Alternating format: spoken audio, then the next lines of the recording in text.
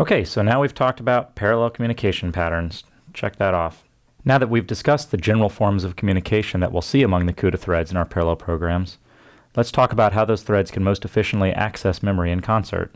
An important subtopic of this is going to be how to exploit the data reuse that we saw during all those gathers and stencil codes. There were a lot of threads often accessing the same data at the same time, and how can we exploit that to reduce the total amount of time spent on memory?